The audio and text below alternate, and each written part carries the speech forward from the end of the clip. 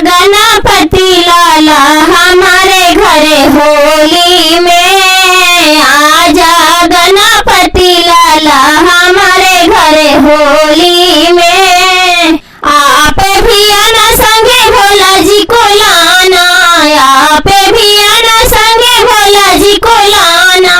आकर डमरू बजाना हमारे घरे होली में। आकर डमरू बजाना हमारे घरे होली में। आजा गणपति लाला हमारे घरे होली में। आजा गणपति लाला हमारे घरे होली में। आप भी आना संग में ब्रह्मा जी को लाना, आप भी आना संग में ब्रह्मा जी को लाना। आकर वेद पढ़ाना हमारे घरे होली में। आकर वेद पढ़ाना हमारे घरे होली में। आजा गणपति लाला हमारे घर होली में। आजा गणपति लाला हमारे घरे होली में। आप भी आना संग में विष्णु जी को लाना, आप भी आना संग में विष्णु जी को लाना। आकर शंख बजाना हमारे घरे होली में। आकर शंख बजाना हमारे घरे होली में।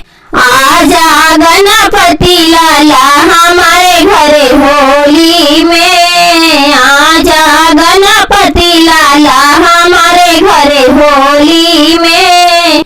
आप भी आना संग में राम जी को लाना, आप भी आना संग में राम जी को लाना। आकर कष्ट मिटाना हमारे घरे होली में। आकर कष्ट मिटाना हमारे घरे होली में। आजा गणपति लाला हमारे घरे होली में। आजा गणपति लाला हमारे घरे होली में। आप भी आना संग में कान्हा जी को लाना, आप भी आना संग में कान्हा जी को लाना। आकर रंग लगाना हमारे घरे होली में। आकर रंग लगाना हमारे घरे होली में। आजा गणपति लाला हमारे घरे होली में। आजा गणपति लाला हमारे घरे होली में।